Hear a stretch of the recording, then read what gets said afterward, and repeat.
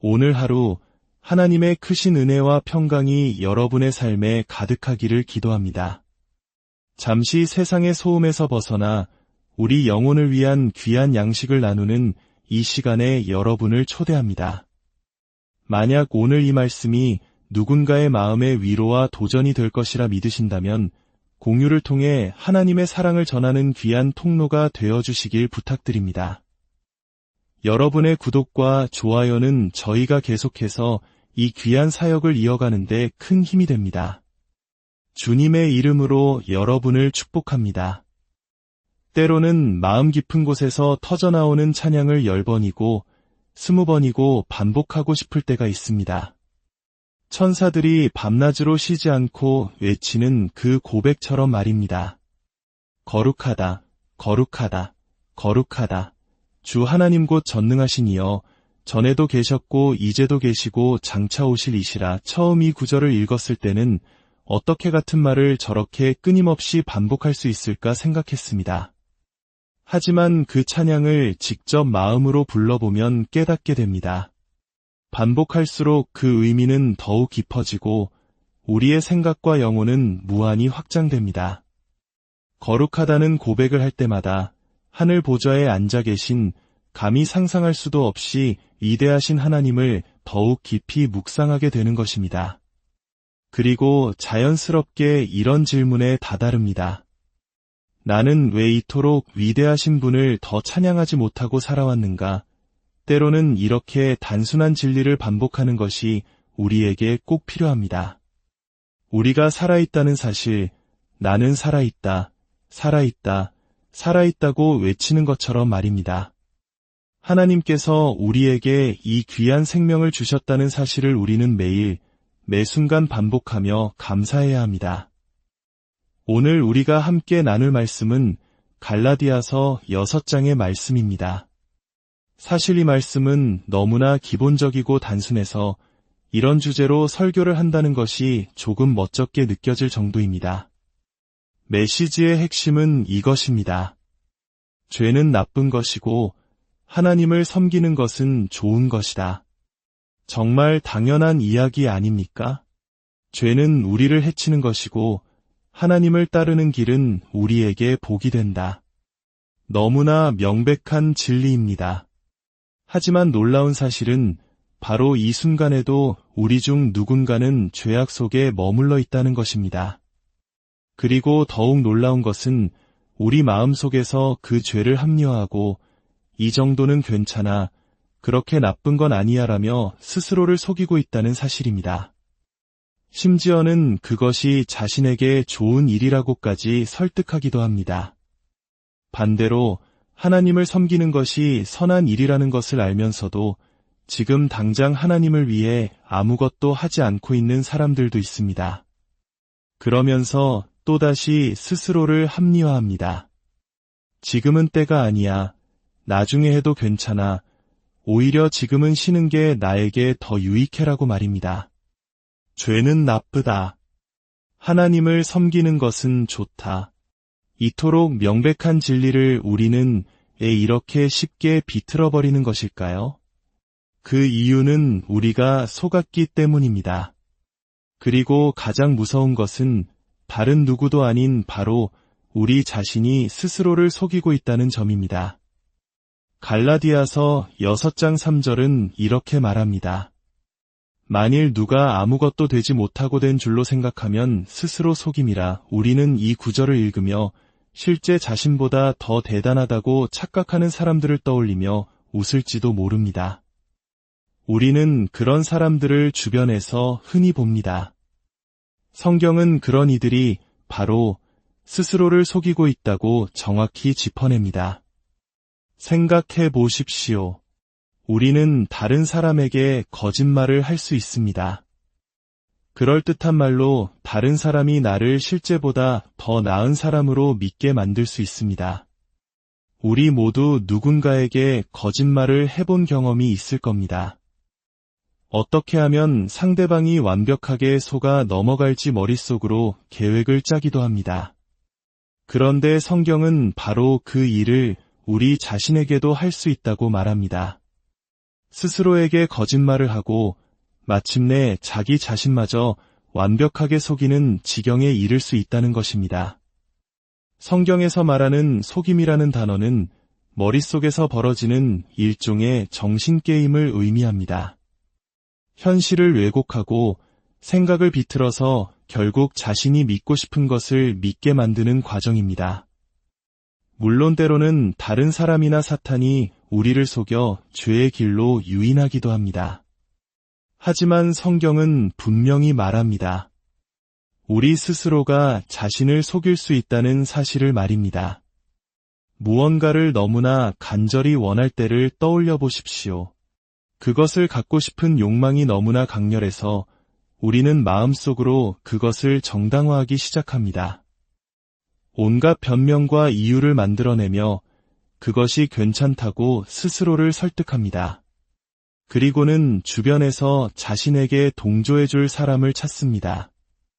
심지어 교회에 다니는 사람을 찾아가 자신의 변명을 늘어놓으며 동의를 구합니다.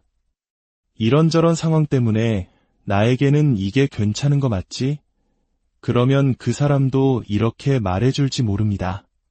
그래, 그 사람이 너한테 어떻게 했는데, 그 상황에서는 그럴 수 있지. 그렇게 우리는 공범을 만들고 안도감을 느낍니다. 로마서 1장은 인간이 진리를 알면서도 자신의 악한 욕망 때문에 의도적으로 그 진리를 억누른다고 설명합니다. 하나님께서는 우리 마음속에 선과 악을 구별할 수 있는 양심이라는 율법을 새겨주셨습니다. 우리는 세상을 보며 하나님이 계시다는 것을 알 수 있고 무엇이 옳고 그른지 본능적으로 압니다. 이것이 우리를 동물과 구별짓는 기준입니다. 문제는 지식이 없는 것이 아닙니다. 우리는 진리를 알지만 그것을 억누르기로 선택하는 것입니다. 저도 그런 적이 있습니다. 무언가를 너무나 원해서 그것이 괜찮다는 핑계를 머릿속으로 계속 만들어냅니다. 성경은 이 과정을 스스로를 속이는 것이라고 부릅니다. 다른 사람을 속이는 것처럼 자기 자신의 마음과 양심을 속이는 것입니다. 결국 양심이 무뎌지고 그 일이 정말 괜찮다고 느끼게 될 때까지 말입니다. 우리 모두 이런 경험이 있습니다. 그렇다면 지금 이 순간 여러분은 어떤 문제에 대해 스스로를 속이고 있습니까? 바로 지금 당신은 스스로에게 속고 있지는 않습니까? 저는 오늘 아침 기도하며 하나님께 여쭈었습니다. 하나님, 제가 지금 무엇을 정당화하고 있습니까? 제 안에는 너무나 간절히 무언가를 원하는 악한 본성이 있고 저는 그것을 아주 그럴듯하고 영적인 일처럼 포장할 수 있다는 것을 압니다.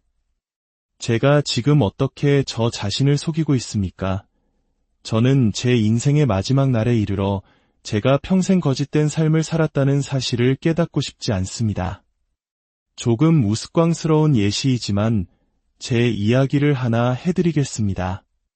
제가 청소년 사역을 하던 시절 제가 다니던 교회에서 무술 수업이 있었습니다. 많은 고등부 학생들이 그 수업을 들으며 무술 대회에 나가곤 했습니다. 그 모습을 보고 저는 이런 생각을 했습니다. 나도 대회에 나가면 우승할 수 있을 거야. 저는 무술 훈련을 단 한 번도 받아본 적이 없었습니다. 하지만 이상하게도 제 머릿속에서는 제가 당연히 이길 것이라는 확신이 있었습니다. 아마 제가 봤던 수많은 홍콩 무술 영화 때문이었을 겁니다. 영화에서는 항상 주인공이 마지막에 이기니까요. 정말 이상하죠. 저는 아무런 훈련 없이 대회에 나가서 우승할 수 있다고 진심으로 믿었습니다. 제 마음속에는 일말의 의심도 없었습니다. 대회에 참가하려면 유색띠가 필요하다는 것을 알게 되었습니다. 그래서 친구에게 띠 하나를 빌려달라고 했고 간단한 동작 몇 개를 외운 뒤 띠를 받았습니다. 그리고 저는 대회장으로 향했습니다. 내가 이곳을 평정해주지 하는 마음으로요. 결과는 어땠을까요? 저는 모든 경기에서 졌습니다. 지금 돌이켜보면 정말 어처구니가 없습니다. 내가 왜 그렇게 생각했을까? 고작 영화 몇 편을 봤다는 이유로 어떻게 그런 비현실적인 믿음을 갖게 되었을까요? 말이 되지 않습니다. 하지만 더 심각한 차원에서 저는 우리가 죄에 대해서도 똑같은 일을 저지른다고 생각합니다. 우리는 죄를 미화하는 수많은 영화와 드라마를 봅니다. 그리고 어느새 우리 마음속에는 이런 생각이 자리 잡습니다. 모두가 다 저렇게 사는데 하나님도 이제는 마음을 바꾸셨을 거야. 이것이 얼마나 위험한 생각입니까? 수많은 사람들이 그 일을 한다고 해서 그것이 괜찮은 일이 되는 것일까요? 하나님께서 시대에 따라 변하시는 분일까요? 아니면 세상의 수많은 거짓 메시지들이 우리를 속이고 우리 또한 그것을 간절히 원했기 때문에 스스로를 속이게 된 것일까요? 오늘 여러분과 제가 마음 깊이 새겨야 할 말씀, 갈라디아서 6장 7절입니다. 제가 정말 사랑하는 구절입니다. 스스로 속이지 말라. 하나님은 업신여김을 받지 아니하시나니 사람이 무엇으로 심든지 그대로 거두리라. 이 말씀은 너무나 단순하고 명백하지만 오늘날 우리 사회에 반드시 필요한 경고입니다. 어리석게 굴지 마십시오. 속지 마십시오. 길을 잃지 마십시오. 하나님은 조롱받거나 무시당하실 분이 아니라는 진리에서 벗어나지 마십시오. 하나님께서 말씀하십니다. 내가 나를 속일 수 있다고 생각하느냐? 내가 보지 못하는 곳에서 죄를 짓고 아무런 대가 없이 빠져나갈 수 있다고 믿느냐? 아닙니다. 이것은 법칙입니다. 절대적인 진리입니다. 머릿속에서 버리는 정신개임을 멈추십시오. 복잡한 생각을 내려놓으십시오. 여기에 절대 변하지 않는 진리가 있습니다. 하나님은 조롱받지 않으신다. 사람은 심은 대로 거둔다. 이것은 자연의 법칙과 같습니다. 옥수수를 심으면 아보카도가 열리지 않습니다. 여러분은 여러분이 한 일에 대해 반드시 대가를 치르게 될 것입니다. 여러분은 저를 속일 수 있습니다. 제게 거짓말을 할 수도 있습니다. 하지만 하나님은 속일 수 없습니다. 여러분은 절대로 하나님께 거짓말을 하고 무사히 넘어갈 수 없습니다. 사람들을 속여 당신이 실제보다 더 나은 사람이라고 믿게 만들 수는 있겠지만 하나님 앞에서는 모든 것이 드러납니다. 어쩌면 당신은 너무나 오랫동안 다른 사람들을 속여왔고 그들이 당신의 거짓말을 믿어주었기 때문에 하나님마저 속일 수 있을 거라고 착각하고 있을지 모릅니다. 마지막 심판의 날에 이런저런 핑계를 대면 하나님도 설득당할 것이라고 생각할지 모릅니다. 하지만 하나님은 말씀하십니다. 그날에 너는 나를 어리석게 만들지 못할 것이다. 나는 조롱받지 않을 것이다. 너는 내가 심은 것을 그대로 거두게 될 것이다. 그렇다면 내가 나 자신을 속이고 있지 않다는 것을 어떻게 확신할 수 있을까요? 내가 만약 속고 있다면 나는 내가 속고 있다는 사실조차 모를 텐데요. 시편 139편의 기자는 이렇게 기도합니다. 하나님이여 나를 살피사 내 마음을 아시며 나를 시험하사 내 뜻을 아옵소서. 그는 모든 것을 아시는 하나님 앞에 홀로 섭니다. 그는 다른 모든 사람을 속일 수 있고 심지어 자기 자신마저 속일 수 있다는 것을 알았습니다.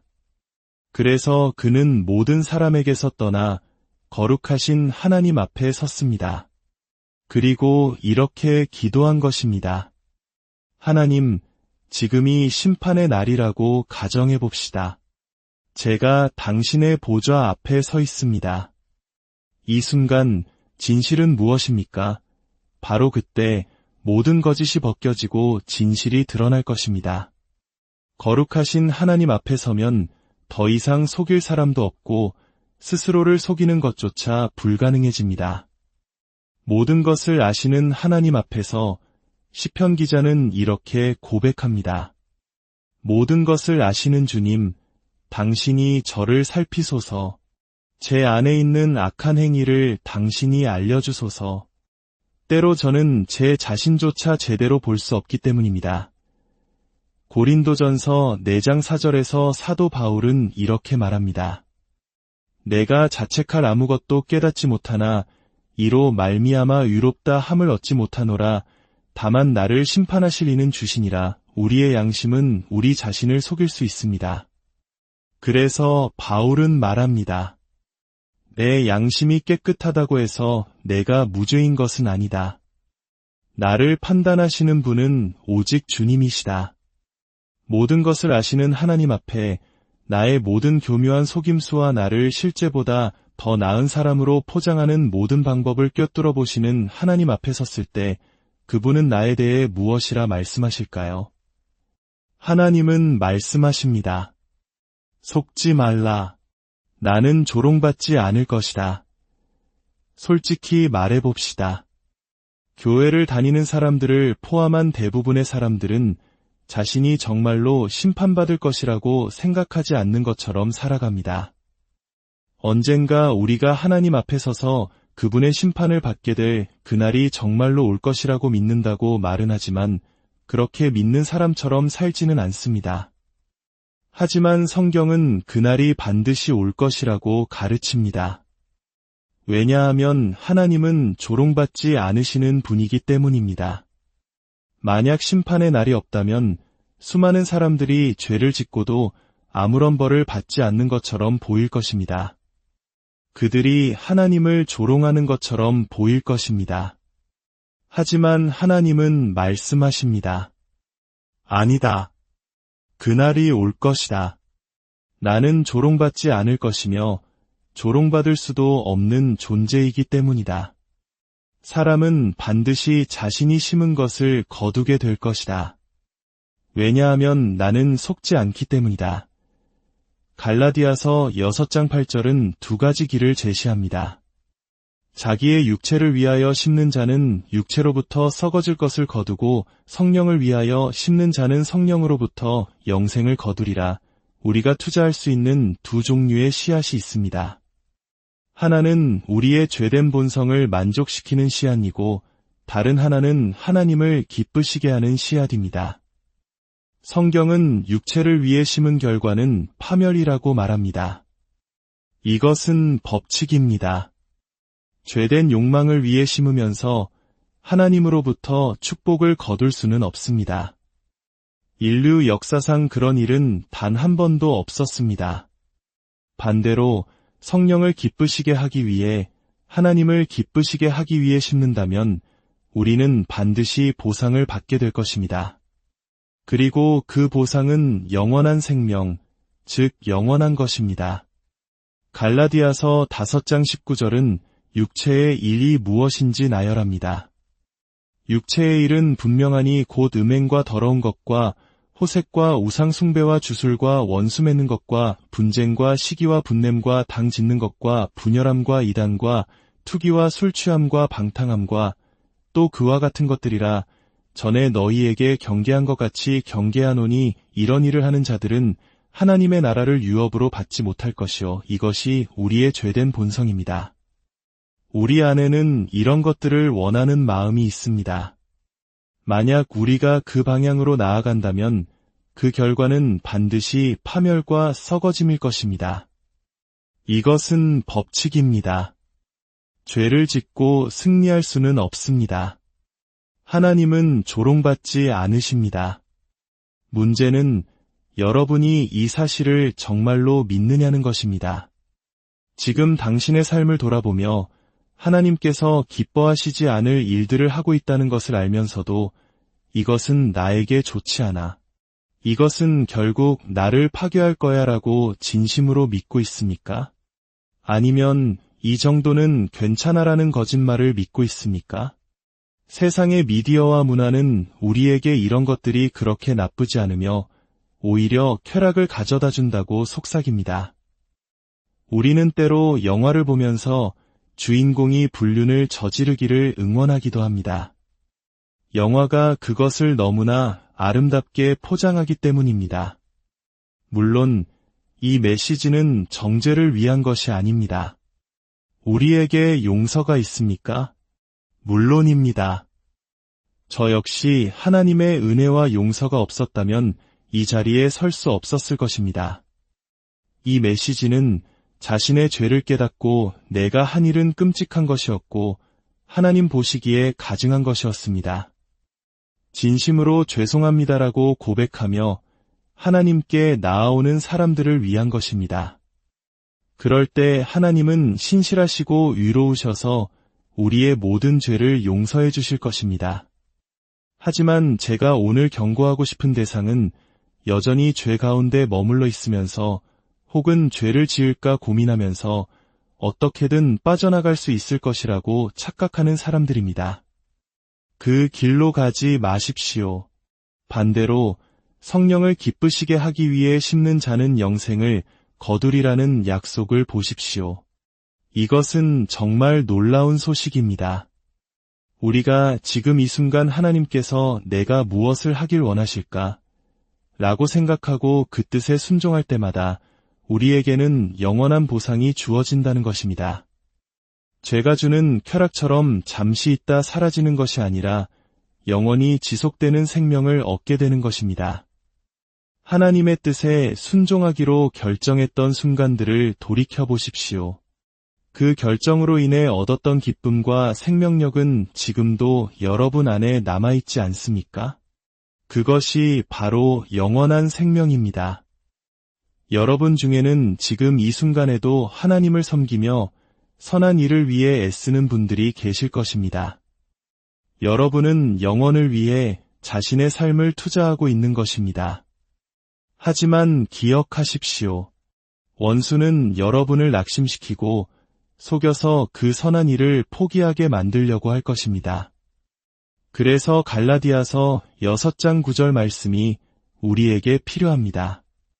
우리가 선을 행하되 낙심하지 말지니 포기하지 아니하면 때가 이름에 거두리라. 여기서 중요한 것은 죄를 짓지 않는 것의 반대는 단순히 죄를 안 짓는 것이 아니라는 점입니다. 죄의 반대는 선을 행하는 것입니다. 하나님은 우리가 아무것도 하지 않기를 원치 않으십니다. 하나님이 원하시는 선한 일을 적극적으로 추구하기를 원하십니다. 그래서 바울은 말합니다. 선을 행하다가 낙심하지 마십시오. 저는 압니다. 여러분 중 많은 분들이 오랫동안 싸워왔고 해가 갈수록 그 싸움이 더 힘들게 느껴진다는 것을요. 중독의 문제, 관계의 문제, 여러 가지 삶의 어려움들이 우리를 지치게 만듭니다. 포기하고 싶다는 유혹이 찾아옵니다. 성경은 말합니다. 지치지 마십시오. 포기하지 마십시오. 조금만 더 힘을 내십시오. 바로 지금 포기하지 마십시오. 약속의 날이 오고 있습니다. 여기에도 법칙이 있습니다. 포기하지 아니하면 때가 이름에 반드시 거두리라. 결승선 바로 앞에서 멈춰서는 사람들이 있습니다. 마라톤 42km를 달려와 마지막 몇 미터를 남기고 주저앉는 것처럼 말입니다. 우리의 신앙생활도 그럴 수 있습니다. 제발 포기하지 마십시오. 이 경주를 끝까지 마치십시오. 선한 싸움을 싸우십시오. 인생의 마지막 날에 이렇게 고백할 수 있기를 바랍니다. 나는 선한 싸움을 싸우고 나의 달려갈 길을 마치고 믿음을 지켰다. 하나님을 섬긴 것을 후회한 사람은 아무도 없습니다. 그날에 하나님은 조롱받지 않으실 것이며 여러분은 여러분이 심은 것을 반드시 거두게 될 것입니다. 이것은 선한 소식입니다. 마지막으로 10절입니다. 그러므로 우리는 기회 있는 대로 모든 이에게 착한 일을 하되 더욱 믿음의 가정들에게 할지니라. 기회가 있는 대로 아직 우리에게 시간이 있을 때 선을 행하라는 것입니다. 우리의 삶은 짧습니다. 내일이 반드시 온다는 보장은 없습니다. 어쩌면 오늘 이 시간이 제가 여러분에게 말씀을 전할 수 있는 마지막 기회일지도 모릅니다. 그래서 제가 여러분에게 할 수 있는 가장 사랑이 담긴 말은 이것입니다. 지금 바로 하나님의 임재 앞으로 나아가십시오. 그리고 스스로에게 물어보십시오. 나는 나 자신을 속이고 있는가? 저는 여러분이 그 누구도 아닌 오직 한 분, 우리가 삶으로 기쁘시게 해야 할 그분 앞에 서기를 바랍니다. 그분은 조롱받지 않으십니다. 당신이 무언가를 감추고 무사히 넘어갈 수 있다고 생각한다면 저는 약속합니다. 당신은 그럴 수 없습니다. 그리고 수년 동안 주님과 함께 걸어왔지만 이제는 지쳐 포기하고 싶은 유혹을 받는 분들에게 말씀드립니다. 제발 포기하지 마십시오. 후회하게 될 것입니다. 제가 약속합니다. 그 모든 인내는 결국 가치 있는 것이 될 것입니다. 하나님을 위해 살아가는 삶에 과하다는 것은 없습니다. 더 많이 투자하고 더 많이 심을수록 당신은 절대로 후회하지 않을 것입니다. 지금 이 시간 다른 사람의 시선을 의식하지 말고 오직 하나님의 임재 앞에서 자신을 돌아보십시오. 그분만이 진실을 아십니다. 거짓된 위로나 자기 합리화가 아닌 진리 앞에서 정직하게 서는 시간이 되기를 바랍니다. 그리하여 썩어질 것을 위한 삶이 아닌 영원한 생명을 거두는 복된 삶을 살아가는